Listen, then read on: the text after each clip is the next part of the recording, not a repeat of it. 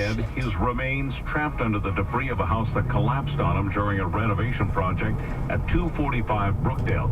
Two other men escaped, or at least, three other men escaped the pancaking of the bricks, plaster, and wood. 680's Chris McCusker now joins us live from the scene on Brookdale, which is near Greer. Chris, what's the latest?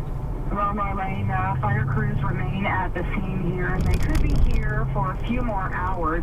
As you guys mentioned, they have still not been able to recover the body of the man, which is still buried inside the rubble of his home.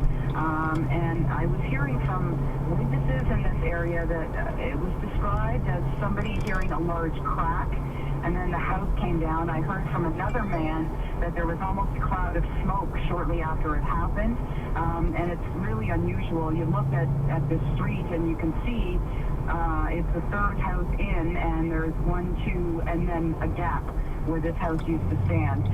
Now, we spoke to fire crews who took part in this, what was initially a rescue operation. It's now since become a recovery operation, and Division Commander Bob O'Halloran described the scene when he first got here.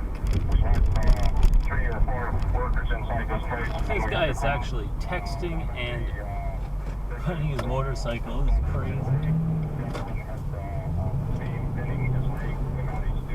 Get our crews down, and when the airbag took that beam off and he was able to get out, he's been transferred to the hospital. Unfortunately, we lost contact with one of the other victims. It's under a pancake collapse, and EMS was able to get a monitor on him, and that person's unfortunately deceased. Now, no names have been released as yet, and fire officials are not discussing the company involved. In fact, when we asked O'Halloran if he knew the name of the company, he said he didn't. Crews are now waiting for an excavator to be brought in to lift some of the debris so that they can remove the man's body from the scene.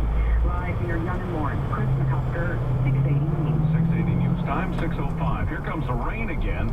A special weather statement covers Windsor to London, Barrie up to Muskoka, and advises people in those areas to expect a very wet system coming from the U.S. to track northeast and dump up to 40 millimeters of rain and then bring in cold air behind it. There could be thunderstorms that give heavy downpours and gusty winds. They're quite possible later Wednesday and Wednesday night.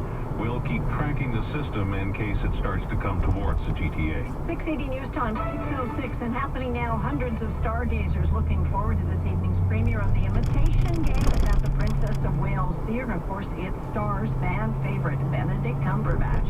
And now, earlier today, 680's Eva Fragis-Scava spoke with some of the fans who were lined up on King Street. Posters bearing the name Benedict Cumberbatch are out here at the Princess of Wales Theatre. Now, the actor...